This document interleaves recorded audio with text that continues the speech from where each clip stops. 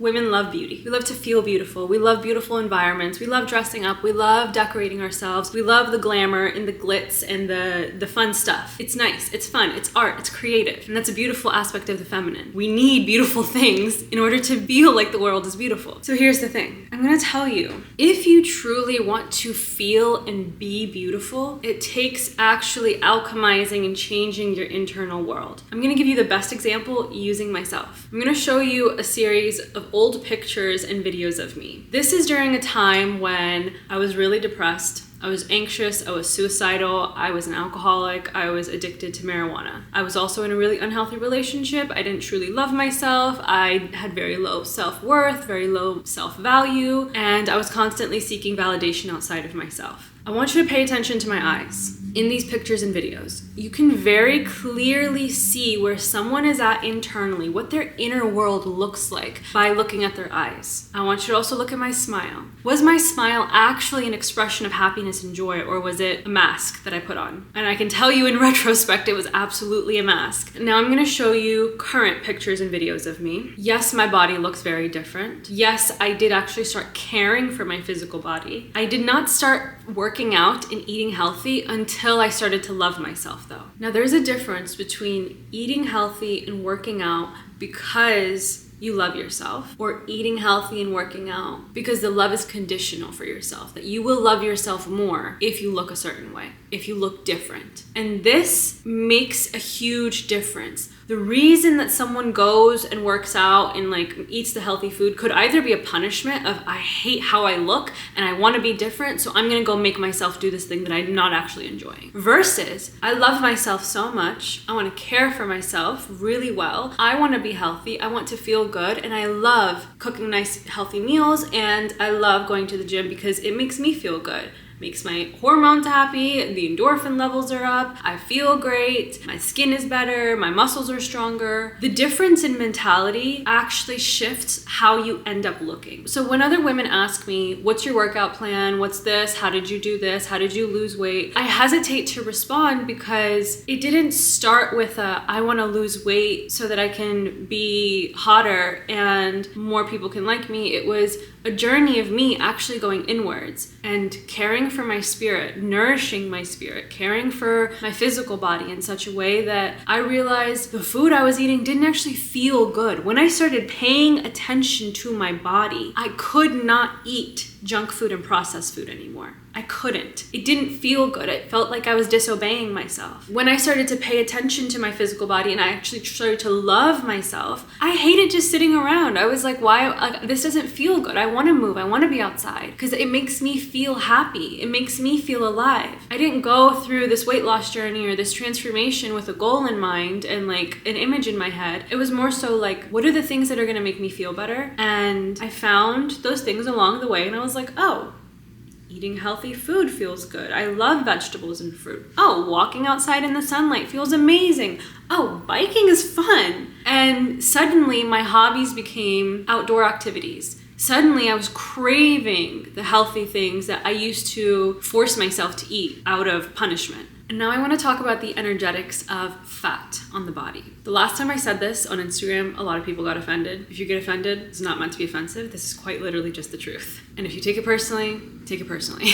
But the energetics of fat, when someone is overeating, they're actually trying to keep themselves heavier on earth. They're eating out of comfort. They're eating out of this lack of safety in their own body. If we think about a cave person and food is survival. The more food someone had, the richer they were. And food was a sense of safety and security. So now when we look at a person who is eating and eating and eating and just hoarding food in their physical body, storing it quite literally, they're still in survival mode. They're not feeling safe and grounded in their bodies and also on earth. So if you have a tendency to overeat, I would suggest looking at your root chakra. Look at your sense of survival and safety in this world and in your body, and do practices to gather your energy downwards and ground more. Because what your body is likely craving is just the heaviness of being here, being present. And you might be really intelligent and all up in the ether and able to see things and hear things, or maybe it's completely suppressed because of the food you're eating. There's so many things that could be happening. But if you have a tendency to overeat, recognize that you are safe, you are grounded, you are here, you're present, you're safe in your body, you're safe on this planet Earth. And if you're not actually feeling safe, find the means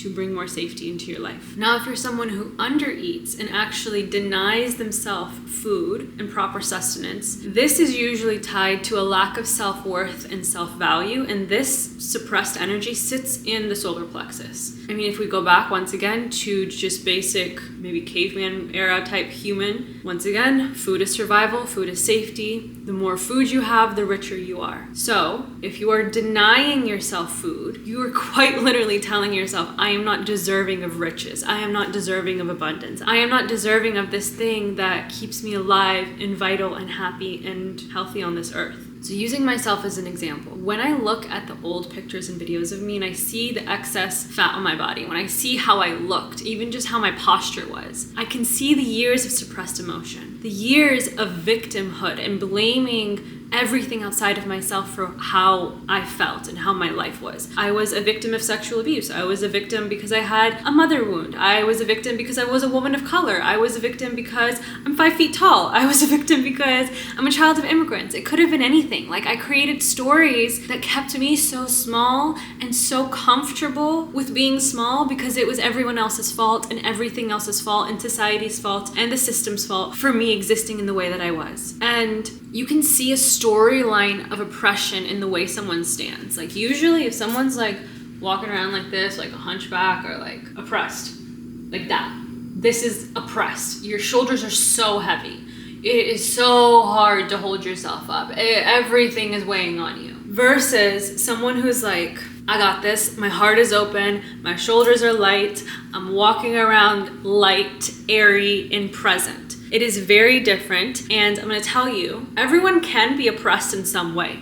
Everyone can choose to be oppressed by a storyline that any part of their society has created. Whether you're a woman, whether you're a person of color, whether you're gay, whether you're balding, whether you have hairy arms, whether you have back rolls, whatever it is, you can choose to be oppressed and then suppress yourself because of a storyline. So what I want you to do is recognize that you are not a victim of anything. Eliminate that. Free yourself from the shackles of victimhood. Free yourself. It is your choice. No one is holding you there. You are choosing to stay there. Now, when you release the shackles of victimhood, what do you step into? You step into your full power. You recognize, I have a choice in this world. I have a choice of how I want to show up. It doesn't matter how I look. I'm going to show up this way. It doesn't matter what my external credentials are. I'm going to show up this way because it's in my spirit. Because I know my value. I know my worth. And it is not tied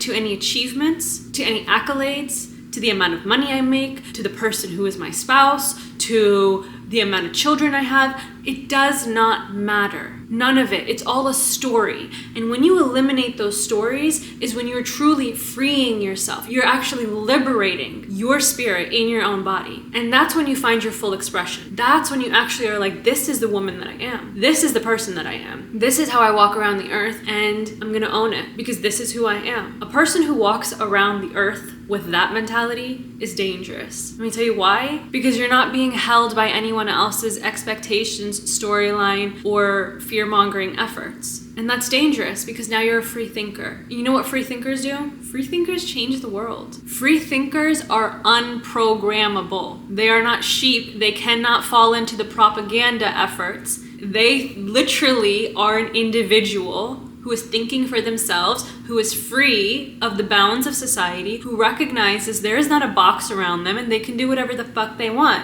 And they can do it really fucking well if they want to. And the universe will support them as they do whatever the fuck they want. And I'm living proof because I do whatever I want, whenever I want. And I'm so fully supported. The amount of abundance I receive for existing in this way I can't even comprehend it still. The ease in which I'm able to live now that I've released my victimhood, I have nothing to complain about. Absolutely nothing. And you know what? It pisses people off. They're like, how can this 26-year-old girl just refuse to follow our rules, our standards. She's just doing whatever she wants. Yeah, she fucking is. And it's working amazing. No one's stopping me. And if they tried to stop me, I might get, you know what?